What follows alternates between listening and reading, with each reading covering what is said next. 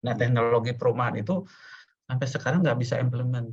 Untuk jadi entrepreneur tuh background-nya boleh apa aja, tidak ada batasan. Jadi entrepreneur itu biasanya salah satu ya, itu yang harus dibangun tuh network. Properti itu ya memang bisa cepat kaya, bisa cepat miskin kan gitu ya, gitu ya.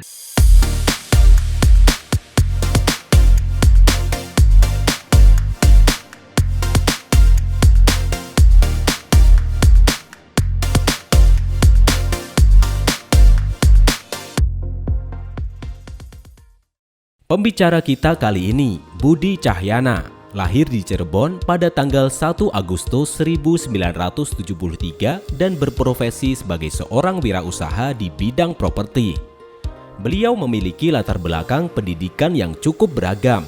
S1 jurusan Statistika di FMIPA Unpad, S2 program Pascasarjana Manajemen Komunikasi di FISIP UI, S3 program studi Doktor Manajemen Bisnis di FEB Unpad.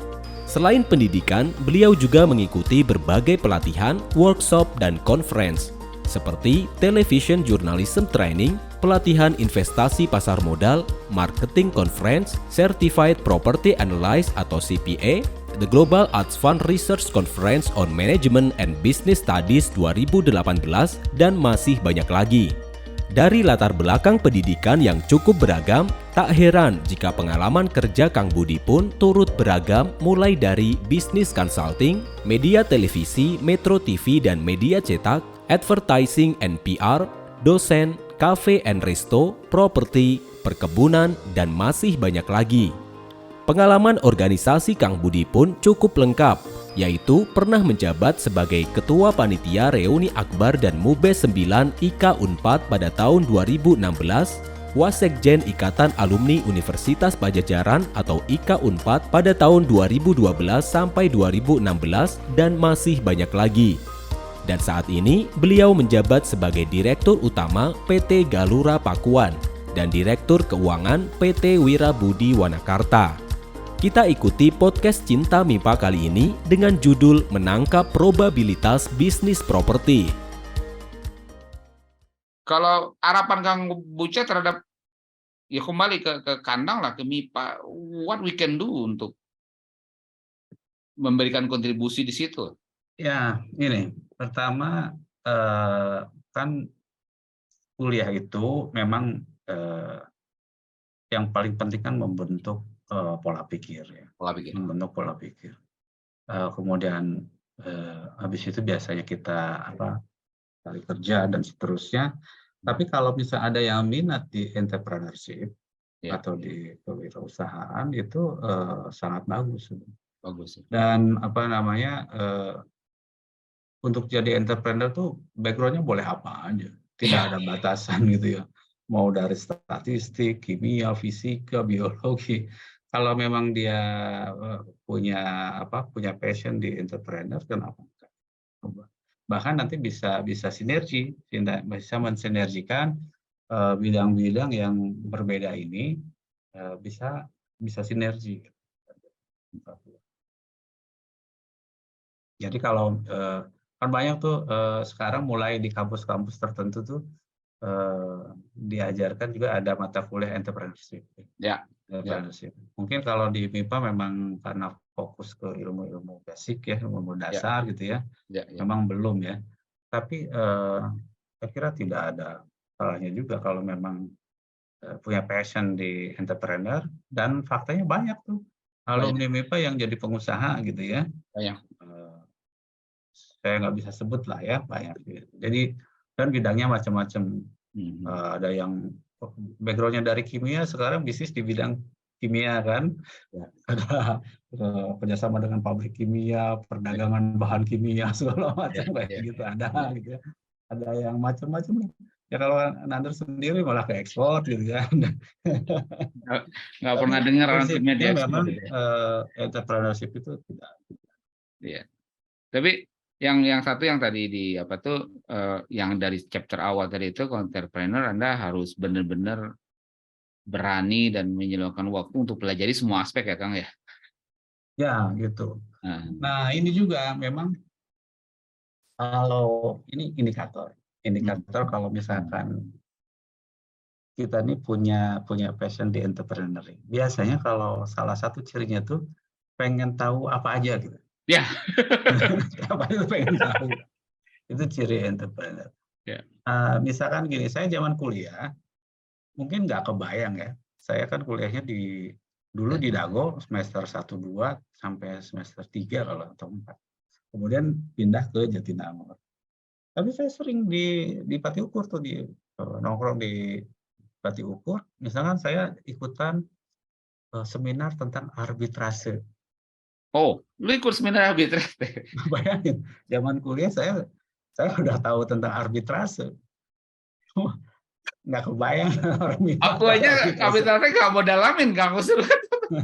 Urusannya urusan international Itu business. zaman kuliah saya udah ikutan gitu. Kebetulan juga karena aktif di Senat Pusat, jadi kan ada temen ya, artinya ya karena aktif di Senat di pusat, jadi kenal anak hukum gitu ya. Udah ada kuliah arbitrase nih, apa namanya, mau ikut nggak? Arbitrase itu apaan sih? Kita di statistik boro-boro arbitrase. Nah itu atau waktu itu apa namanya, saya bikin warung ya di koperasi Unpad, bikin kios. Jadi koperasi Unpad tuh buka di Jatinangor, saya buka kios tuh. Buka apa ya, bukan kios, apa sih namanya tuh kalau salah satu tenan lah gitu ya. Tenan lah, salah satu tenan lah. Salah satu tenan. Itu zaman kuliah saya udah buka di koperasi, saya beli barangnya dari apa namanya, kalau Jatinangor ke atas tuh apa tuh pasar, ada apa pasar tuh? Lupa. Ya terus ke Sumedang toh? Ya dari pasar lah, di situ saya simpan di ini, saya bilang ke Tanjung Sari, Tanjung Sari, saya bilang ke manajer koperasinya, tolong ya jagain kalau dapat sekian persen kan gitu. Nah tapi itu saya bisa sampai ke sana itu memang karena saya aktif di pusat ya, kan manajernya itu manajer koperasi di bawah ketua koperasi. Ketua koperasinya teman. Jadi kan bisa minta tolong kan gitu ya. Nah itu yang kedua tadi, selain pengen tahu apa aja, networking. Membangun networking. Jadi entrepreneur itu biasanya bukan paling sih, yang salah satu ya, itu yang harus dibangun tuh network. Jadi saya zaman kuliah udah bisa buka tenan di koperasi karena saya punya networking. Saya punya networking. Ya itu yang mahalnya di entrepreneur sebenarnya aset-aset ya, kalau kembali ke bahasa finance-nya intangible asset kita ya. Networking. Aset. Ada pertanyaan dari audiens, silakan raisen dulu, mendingan suaranya kedengar ya, karena suara bisa direkam. Ini dari Kang Jo. Oh ya, silakan baca. Sudah ada yang kita bacain ya, Kang. Di kita juga sudah ada perusahaan yang memproduksi bahan bangunan dengan campuran dari limbah, bahkan limbah B3 nih. Produksi berupa batako, hebel, ataupun paving block. Tapi karena ada materi limbah, memang masih agak sulit diterima di pasar umum gitu. Menurut Kang Buca gimana? Nah ini kan limbah itu apalagi B3 ya, berarti kan ada racunnya. Untuk memastikan bahwa racunnya itu sudah aman, itu memang harus ada, biasanya kan ada itu ke Sukovindo tuh dites kan gitu. Nah cuma kos kan. Kos? Iya kos gitu kan, sehingga akhirnya produksi yang gitu. Nah harusnya balik lagi pemerintah lewat kebijakan, kalau yang gini-gini tuh nggak usah dikenain biaya kan gitu ya. Kalau nggak dikenain biaya, bisa keluarkan sertifikat dari Sukovindo bahwa apa namanya ini aman gitu ya. Mungkin lebih mudah dipasarkannya. Tapi kalau nggak ada sertifikat itu kan orang ragu, agak ragu juga kan gitu ya. Tapi pertanyaan saya pada JT, kalau udah bisa membuat limbah, ngapain harus ngambil limbah B3? Emang kekurangan limbah? JT nggak sih? Limbah non B3 pun cukup banyak kan? Kenapa harus, sorry bahasa saya itu gini, eagerness yang ketika di-achieve pun mungkin tidak terlalu helpful to society. Ini bahasa saya, Kang Bucaya. Jadi kita di dunia sains itu kadang-kadang punya eagerness.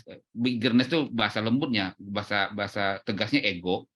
kita untuk membuktikan sesuatu terhadap keilmuan teknis itu, tapi dia belum tentu bermanfaat terhadap society, terhadap masyarakat. Kalau memang kita bisa membuka itu dari limbah, kenapa harus dari limbah B3? Pertanyaan aku tuh begitu tuh. Ada JT nggak? Atau Kang Puca ada pandangannya?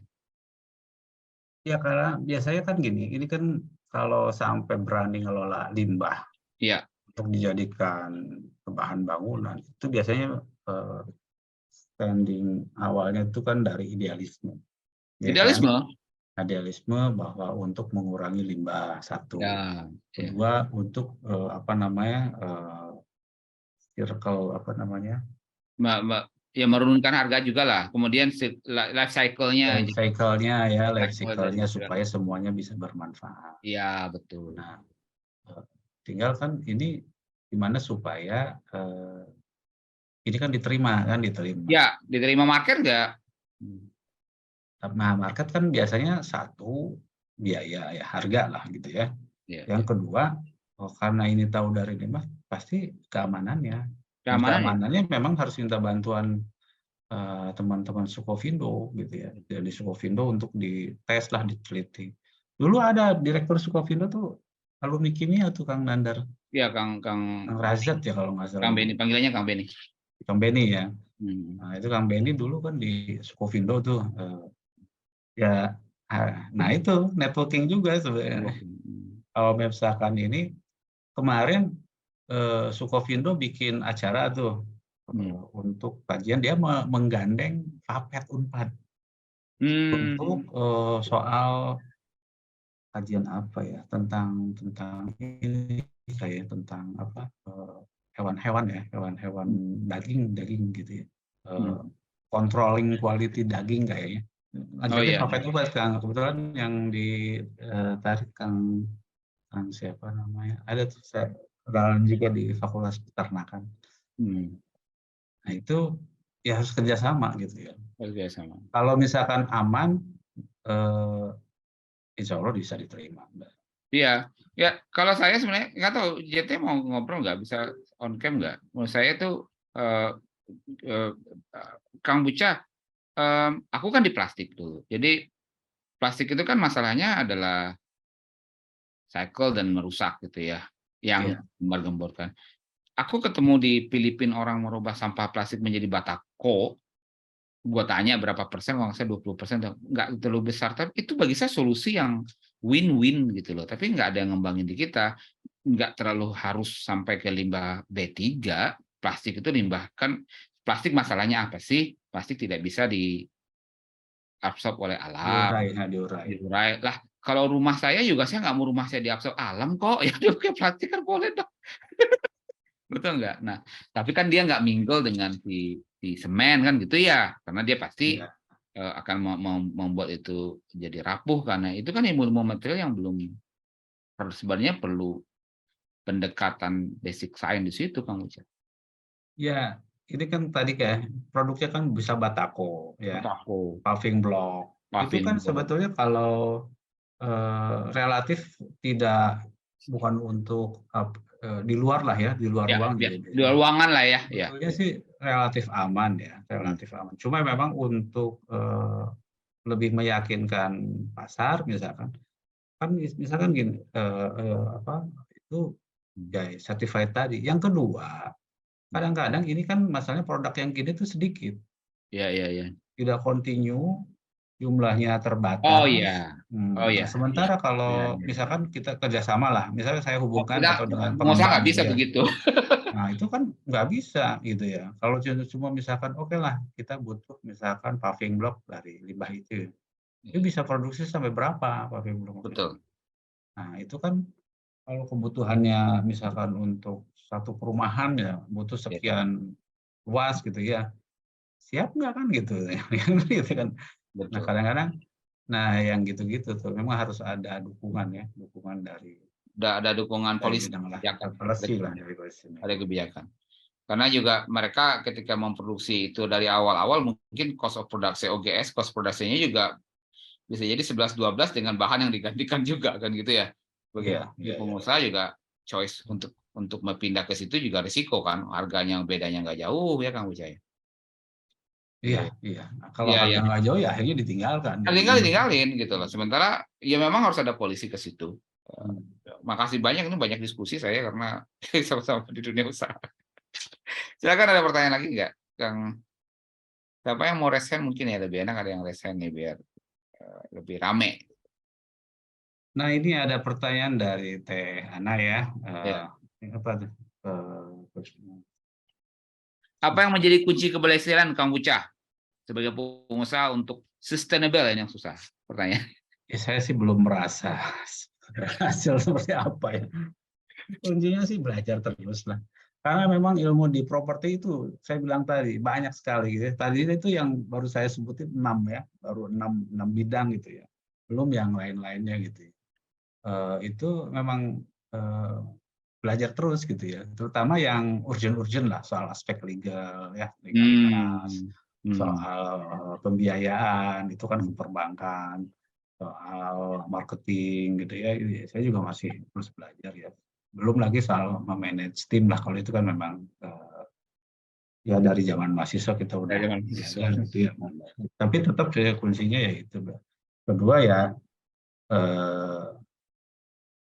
kalau kemarin itu ketika COVID kejadian itu banyak sekali tuh perusahaan-perusahaan pengembang yang drop, yang boleh dibilang collab lah gitu ya. Kalau saya tanya gitu ya, umumnya mereka kerepotan mengelola cash flow. Nah itu memang kalau kita mau sustain, kita harus hati-hati dalam pengelolaan cash flow. Gitu ya. Cash flow, kedua ya apa ya? Kalau kata orang Sunda sih ukur diri aja gitu. Kalau memang kalau properti itu ya memang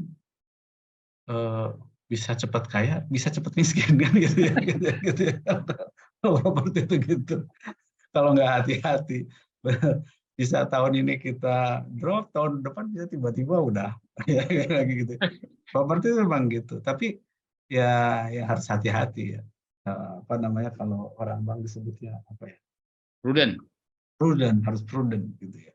Harus prudent. Jadi satu tetap learning, belajar terus. Kedua ya, supaya sustain ya kuncinya itu ngelola cash flow. Yang ketiga prudent, hati-hati. Karena banyak jebakannya juga tuh Kang Nandar kalau udah masuk ke dunia properti itu. Ada yang kemarin aja saya lihat di YouTube, di media ya, di Jakarta Timur ada orang udah beli rumah dari sebuah pengembang, 2 tahun kemudian, setahun kemudian digugat sama ahli waris, dan ahli warisnya menang. Bayangin, itu rumahnya dirobohin coba. Di TV itu. Nggak, sebentar kan belinya kredit kan, pasti ke bank kan, nggak cash. Iya. Terus banknya di mana? Kan sertifikatnya kalah dia. Enggak, kan harusnya bank juga pihak yang dikalahkan dong. Iya, tetapi faktanya di pengadilan si ahli waris yang menang kan gitu. Jadi si yang beli rumah tuh harus beli tanah lagi kalau mau ngelanjutin rumah itu. Bayangin sampai kayak gitu tuh. Ya kasihan ya. Jadi ada Kasihan. ketidakpastian hukum sebenarnya, bahkan ya gimana ya komennya. Kita kan ada adigium dulu di waktu awal aku masuk Jakarta. Kenapa orang kaya walaupun punya uang beli rumah cash maunya kredit? Karena dia mau bank untuk memverifikasi dulu. Iya. Nah kalau kayak gini kan berarti aman. verifikasi bank pun digebulin. Ya gimana bank, BPN coba sekali. Akhirnya kasihan konsumen harus, sementara pengembangnya udah nggak ada kan. Pengembang udah selesai tuh, udah jual dia. Gitu kan. Nah itu rumahnya ada yang dirobohin gitu ya. Gara-gara kalau nggak beli tanah lagi ya kata ahli warisnya ya ini kita kan. Pedih itu. Memang di dunia properti itu terutama lahan ya kita harus hati-hati betul kan. Dan itu kan kalau di dunia aku itu komplain manajemen Kang. Ketika kita bisa handle komplain, brand naik gitu ya. Kalau Kang Uca kan itu berarti ya brand ya. Ketika mengembangkan itu ada masalah itu berikutnya upaya bingung ya. Iya. Kasihan betul tuh udah keluar berapa ratus juta gitu ya, rumahnya disita. Disita. Ada ya kejadian kayak gitu ya. Memang harus, saya lihat di kita masih kurang di situ. Saya nggak tahu kapan kita punya sesi alumni-alumni yang ada di pemerintah yang level atas ya. Aku Nah, lihat itu memang harus nyambung ke orang-orang hukum polisi, ya. Itu kan hukum, kebijakan, undang agraria tuh. udah agraria. Iya, saya mempelajari sekilas itu undang-undang agraria itu memang banyak celahnya di situ. Ya. Banyak celah, meskipun sekarang kebantu dengan teknologi. Terbantu dengan teknologi. Iya, ada sekarang teknologi satelit yang bisa lihat, misalkan kafling rumahnya Kang Nandar nih di Blok A ini, itu sekarang tuh bisa ketahuan. Kita tinggal ya klik gitu ya, oh ini punya sertifikat atas nama Nandar misalkan. Kalau dulu sebelum ada teknologi spasial teknologi kayak gitu tuh, itu sering sekali sertifikat tuh numpuk. Sering sekali sertifikat double gitu. Itu kan sebenarnya teknologi database ya. Nah, itu teknologi apa ya kalau di ilmu database kan, komputer database dong. Iya, database. Tapi spasial tuh lebih ke geologi Spasial ya. jadi toolsnya kan. Toolsnya. Jadi ketika ya dempetnya kalau tanpa spasial kan berarti kan dari nomor sertifikat, tanda kutip begitu dempetnya. Jadi Teknologi apa ya? Saya lupa namanya, tapi bukan spasial apa sih. Pokoknya dari itu bisa mengarah gitu ke satu titik. Oh, ini rumahnya Kang Nanda, rumahnya Kang Anton, rumahnya Kang Tendi misalkan. Itu resminya. Sehingga ketika ada orang mau ngurus sertifikat di dia bisa tempat ngecek. itu, sekarang udah pasti. Oh, ini punya si A, punya si B. Nah, kalau dulu kan masih manual. Ya. Meskipun sudah ada yang punyanya, nggak muncul. Gitu. Nggak Sehingga muncul. bisa ada kemungkinan ada sertifikat baru kan gitu. Ujung-ujungnya sengketa. Akhirnya. Nah, kalau udah tanah sengketa ini, waduh, ya kita ngalamin pernah sertifikat ganda. Itu pusingnya 15 keliling gitu ya. Ya. Oke. Kadang-kadang orang BPN-nya juga malah menghindar gitu. Pergi orang BPN-nya ngilang gitu. Kalau kita cari-cari gara-gara sertifikat gak ada, dia nggak mau tanggung jawab. Gitu. Karena dia yang ngeluarin kan gitu. Itulah. Terus kadukanya. Oknum lah ya, oknumnya maksudnya. Ya, itulah buat teman-teman ya, teman-teman yang adik-adik lihat suka dukanya di dunia pengusaha ya. Kita harus aku harus nyambung ke MIPA ya Kang ya. Boro-boro langsung mau ngambil teknologi yang udah dikembangkan gitu ya, urusan-urusan administrasi itu aja itu udah bikin pusing ya. Jadi izin ruang gitu ya. Jadi makanya sebenarnya MIPA bisa masuk di teknologi material segala macam, but please you have to attack more. Kalau menurut saya tuh dari saintis harus maju ke depan, bukan hanya membuktikan aku bisa bikin begini, tapi kalau main bola tuh back yang menyerang gitu loh Kang Bucah. Majulah ke depan, tawarkan sehingga si pengusahanya langsung bisa tinggal pakai. Perbedaan harganya nggak terlalu jauh, volumenya nggak terlalu jauh, gimana dia mau pakai, kalau perbedaan harganya turun jauh masuk. Kemudian juga fleksibilitas dari penggunaan harus dipikirkan, nggak cuma untuk proven that technology dalam sainsnya. Ketiga juga skala produksinya harus dipikirkan. Itu mungkin ilmu-ilmu, gua nggak ngomong ilmu Kang Buca, mungkin wawasan-wawasan yang perlu kita berikan gitu. Wawasan sebenarnya, kalau aku sebutnya itu bekerja 360 derajat Kang. You cannot stand on your own doang gitu ya. Anda harus pikirkan ini 360 derajat mitra, kan ketika dia punya teknologi kan Kang Buca mitra utamanya dia yang akan pakai kan. Iya. Tapi ya itu tergantung skala sih ujungnya. Kalau kita masih kecil gitu ya, kita nggak terlalu harus yang teknologi canggih. Nggak perlu, belum. Mungkin teknologi pun majunya ke high rise building dulu lah, betul nggak? Jadi yang seperti Kang Buca bilang tadi, equipment-nya udah terletak dionggokkan untuk tanah begitu naik mau pakai apa? Saya tahu Wika tuh pernah, aku nggak tahu proyek yang mana, tapi Wika itu betonnya dicampur dengan styrofoam, Kang. Gue dengar tuh. Jadi kan turunin weight itu Kang, beratnya jadi kan lebih ringan ya. Ringan ya, berarti kan konstruksi ke tulangnya turun dong bebannya. Iya. Pengematannya tidak kecil itu kalau itu dikembangkan. Tapi aku pernah lihat di mana ini data-data lapangan yang silahkan disambungkan ya Kang ya. Ada Iya, satu iya. apartemen yang gue lihat akhirnya di bagian ini Kang, di bagian kan jadinya sistemnya Lego-legoan ya. Begitu dari dinding ke tanah ke lantainya itu Ya ngambang dikit pokoknya ya. tinggal klik-klik gitulah gitu Ya ya. klik-klik Kalau tapi yang ada yang ngambang sehingga begitu hujan itu masuk. Jadi beda kalau yang di semen kan di kasih adhesif dulu sebenarnya adhesif kan gitu loh. Nah ini ada banyak peluang di dunia sains untuk maju ke situ membantu perekonomian dan buat teman-teman yang ilmu material di kampus bisa dengar apa yang Kang Buca berusaha sebutkan dari pengusahanya ini ada satu lagi nih pertanyaan dari Mbak dari Eci ya. Iya. Nah ini Nah itu iya ya agak kita sensitif cek. nih, silakan dijawab. Bagaimana Kang Budi melihat properti sebagai peluang potensial kalau kita lihat kasus yang di Jabar yang dilewati tol ya, silakan di Google pasti tahu. Iklannya besar-besaran, ujung-ujungnya mangkrak, begitu aja. Ada komen nggak Kang? Ya, ya. Nah, ini ada dua pertanyaan ya. Yang pertama dulu, gimana melihat properti ini sebagai peluang potensial? Ya, Ada di dunia properti itu ada namanya sunrise property. sunrise property. Nah, sunrise property itu artinya properti yang bakal naik lah gitu. Naik. Biasanya itu di wilayah yang tingkat pertumbuhan penduduknya tinggi, berkembang gitu ya. Kedua, tingkat ekonominya juga berkembang gitu ya. Dulu saya nggak tahu apakah misalkan kawasan barat Jakarta ini Serpong, Karawaci itu dulu sih sering disebut sebagai daerah sunrise property. Artinya harga propertinya tuh bakal naik terus. Nah, itu bisa jadi peluang. Jadi saya tahun 2004 harga rumah waktu itu masih 200 jutaan. Nah, hanya cukup buat DP. Sekarang tuh gitu ya. Artinya harga rumahnya udah terus naik gitu ya. Itu dari yang dulunya harga rumah sekarang menjadi DP karena itu DP namanya doang sekarang. DP doang karena itu kategorinya sunrise property.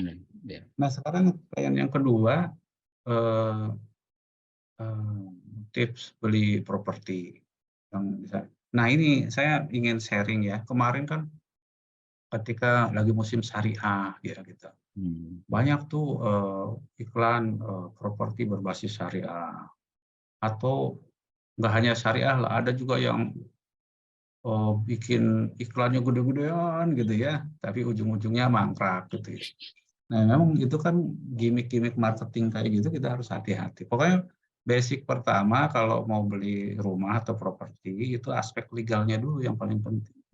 Legal itu dua, sertifikat dan IMB. Nah, jadi kalau misalkan ada sertifikat, ada IMB, itu sisi legal udah aman tuh. Nah, tapi kan harus dicek.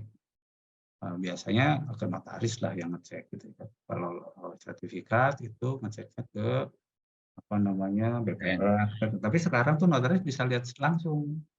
Anda jadi di komputernya. Kalau dulu kan harus datang ke kantor BPN kan. Sekarang sih bisa lihat di komputer dia karena dia punya akses gitu ya. Itu bisa dilihat langsung. Bayarnya juga murah gitu, hanya bayar. Yang punya akses siapa? Notaris ya? Biasanya notaris. Mereka punya. Nah, kalau IMB, nah ini kan yang mengeluarkan sekarang namanya perizinan bangunan gedung PBG kan. Sekarang berubah. Dulu kan izin mendirikan bangunan, sekarang perizinan PBG. Nah, itu memang yang mengeluarkan itu Pemda biasanya. Nah, kalau dua itu kenapa orang tadi cerita misalnya lebih senang ke bank? Karena bank itu mensyaratkan itu.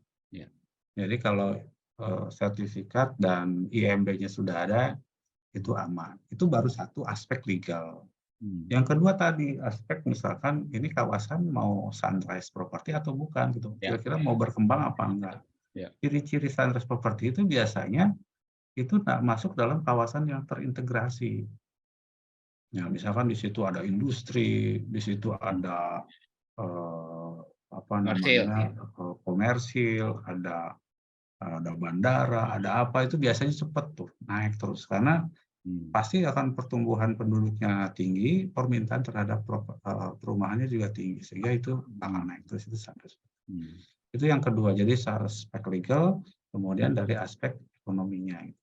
Nah yang ketiga ya baru soal selera ya, selera misalkan sekarang lagi musim minimalis gitu kan, ya rumah yang itu kalau misalkan pengen suatu saat cepat dijual lagi kalau sebagai investor ya, itu ya, cepat. Kalau yang senang yang klasik gitu, kalau bisa ya itu harus lihat tren sih. Mungkin 3 itu aja. Kang, terakhir ini sebenarnya udah lewat. Aku masih ada satu yang lupa. What about the trend dari rumah tapak ke apartemen? Trennya mau kemana? Saya kira semuanya akan ke atas ya nantinya. Ke atas.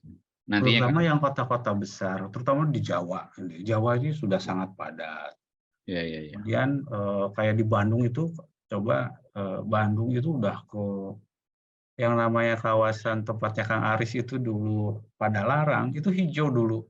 Kalau dilihat dari tol, sekarang tuh udah padat semua. Mau kemana lagi? Saya pernah survei sampai ke apa namanya daerah Kopassus tuh.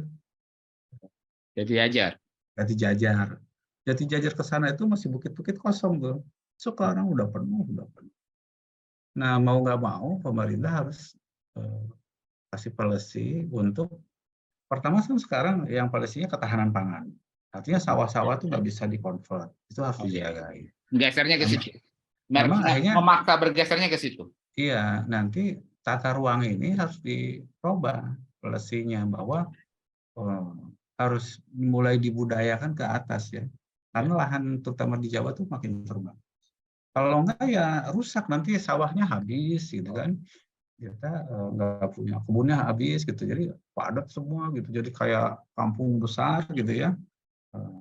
Ya kalau lihat di Bandung aja, Jatinangor aja dulu tuh yang depan kampus itu kan sawah kan, sekarang kan udah habis gitu ya, kos-kosan semua gitu ya, bangunan rumah gitu sawahnya nggak ada. Nah trennya sih pasti lama-lama ke sana. Kedua, kenapa ke sana selain soal lahan terbatas? Karena orang sekarang kan pengen yang dekat ke tempat kerja. Ke tempat kerja sekarang, kalau dulu saya awal-awal di Jakarta itu, saya ada teman di kantor gitu. Rumahnya di mana? Pamulang. Pamulang tuh di mana sih? Ternyata jauh kan Pamulang gitu ya. Meskipun sekarang sih ini serasa dekat tapi macet. Tapi masih jauh. Nah sekarang apa namanya? Meskipun ya sekarang sudah ada teknologi Zoom ya, nggak harus WFA segala macam, tapi tetap kalau untuk yang misalkan memerlukan hadir di kantor itu kerja ya pengen dekat gitu supaya waktunya nggak terbatas. Ini ada Kang siapa ini Kang? Kang JT dulu, mangga. Lebih dari jadwal tapi nggak apa-apa, mangga. Ya, Nuhun. Assalamualaikum Kang. Waalaikumsalam.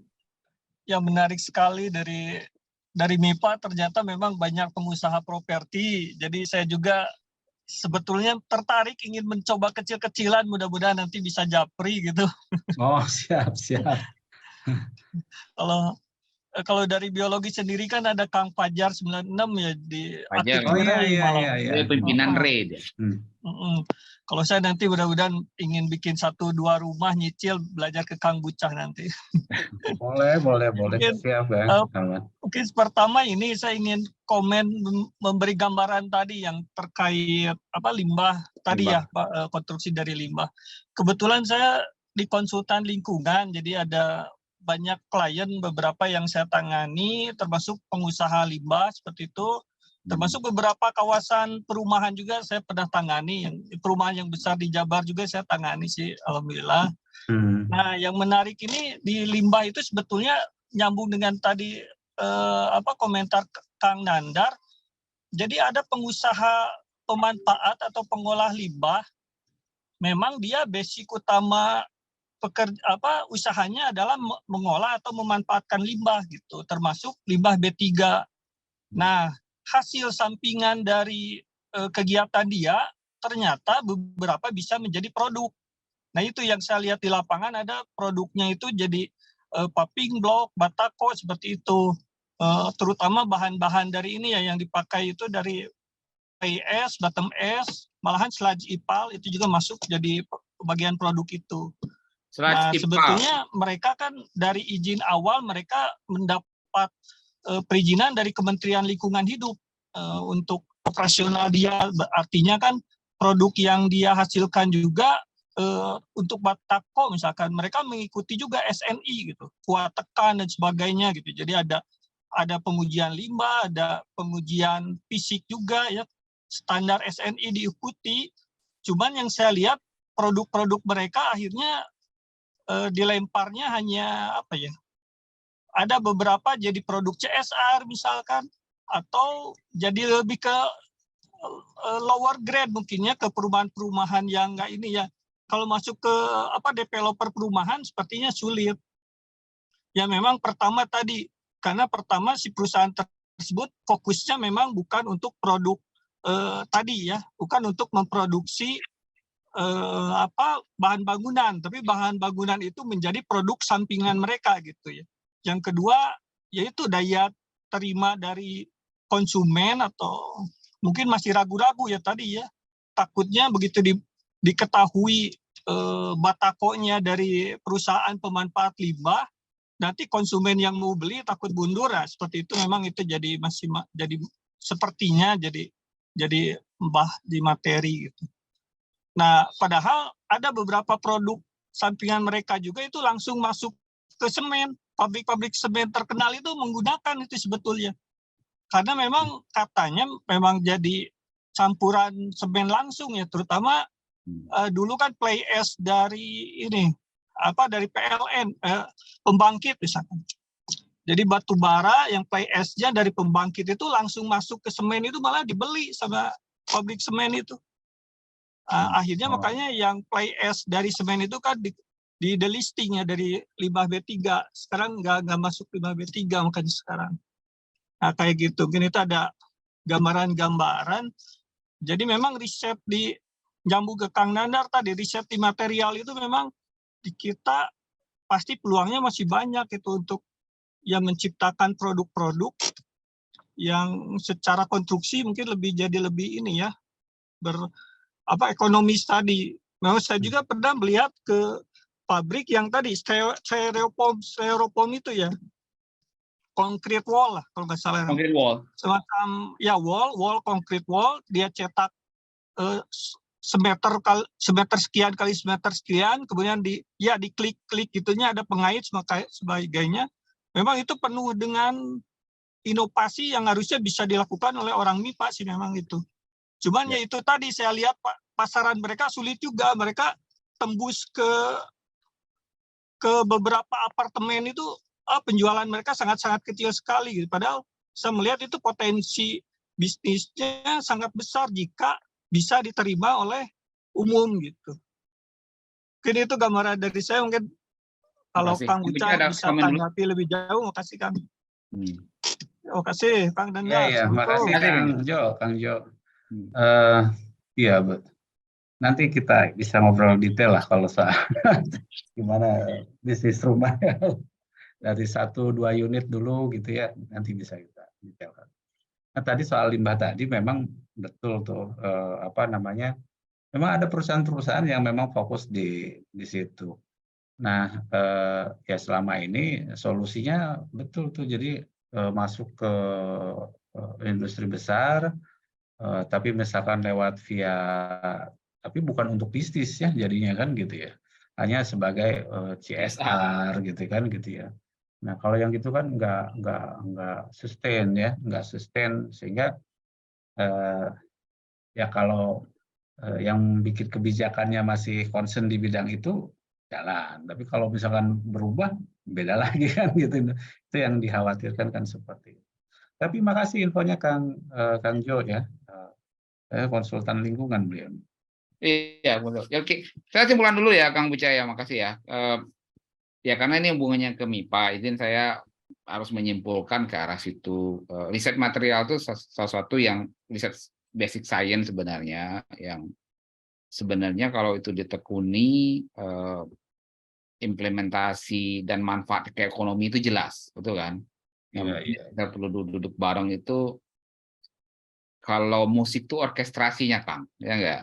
Jadi ini alat musik baru, tanda kutip, alat musik baru diperkenalkan, penemuan baru yang nggak mungkin Anda tahu-tahu mendominasi sebuah orkestra. Anda ya masuk sedikit-sedikit dulu lah. Jadi mungkin hal seperti itu, wawasan dan pola pikir itu kita perlu kembangkan. Saya selalu salut dengan, mohon maaf, saya beberapa industri saya selalu salut bagaimana orang itu mendominasi tapi tidak pernah muncul, Kang Ucah. Gitu ya. Nah, Contoh, ini satu poin ini. Mau saya ceritakan. Saya baru tadi pagi saya ketemu dengan Kang Natael lah. ya. Bisa di searching di Google. Beliau ini menekuni industri kopi. Ya. Kopi, mulai dari ngelola petani-petani kopi di sekitaran Bandung Barat ya, sekitaran Bandung, Kabupaten Bandung dan seterusnya. Sekarang itu dia menjadi mungkin satu-satunya, bukan satu-satunya lah, salah satu supplier kopi Indonesia untuk apa namanya, kafe terbesar nih, Starbucks. Bayangin coba, sekarang dia supplier mungkin satu-satunya kalau saya menduga kopi Starbucks. Dan dia supply seluruh Starbucks se-Indonesia. Keren nggak? Betul. Tapi ya jangan lihat sekarang ya. Saya Betul. tanya, ini gimana dulu prosesnya kan gimana? Pak, saya ini 12 tahun. Nah, itu yang tidak pernah ada yang mau belajar. Itu yang nggak terceritakan kan gitu ya. Tidak terceritakan. Bagaimana proses petani kopi itu susah ya, diajaknya kan kayak gitu ya, pengennya cepet-cepet aja yang gampang-gampang, tengkulak dan sebagainya gitu. Tapi alhamdulillah sekarang kan generasi muda-muda baru-baru petaninya juga udah melek teknologi sehingga lebih mudah pakai aplikasi segala macam. Dan mungkin sekarang dialah satu-satunya yang supply ke Starbucks se-Indonesia.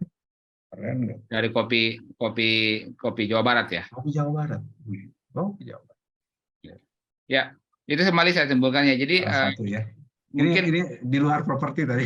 Oh ya, oke. Soal tadi saya poin. Lagi, Kang? Cukup ya? Cukup. Ya, jadi maksud kalau aku simpulan begitu ya. Jadi satu yang kita pelajari di sini, bahasa bottom line satu orkestrasi ya. Bagaimana kita menemukan sesuatu kemudian mencari tempat di permainannya, itu yang mungkin kita duduk bareng dengan ini tuh duduk bareng lah, maksud saya kapan ini masuk, kapan harus memberikan tempat pada orang di depan, itu loh, itu mungkin kebijakan-kebijakan dan wawasan itu kita perlu. Sekali lagi saya ngomong tadi, saya selalu salut pada orang-orang yang mendominasi industri tapi tidak pernah tergoda untuk tampil di depan.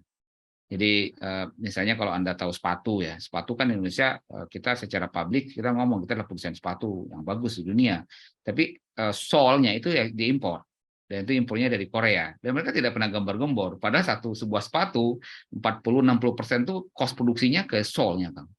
Korea yang dapat uangnya sebenarnya. Kita dapat remeh-temehnya. Nah, itu sesuatu yang ego-ego yang kita perlu belajar.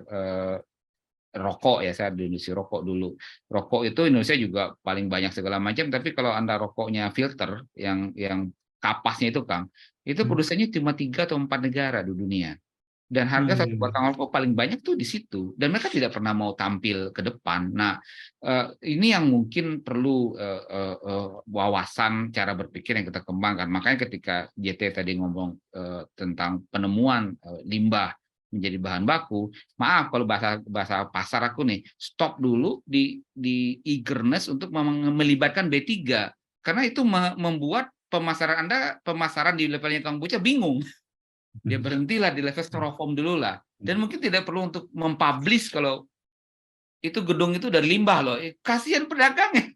Jadi harus berani nahan siapa yang di depan ya, vokalis yang di depan tuh vokalis, pemain musik di belakang. Nah itu yang mungkin yang perlu kita dudukkan bareng ya. Itu akan membuat semua jadi lebih indah.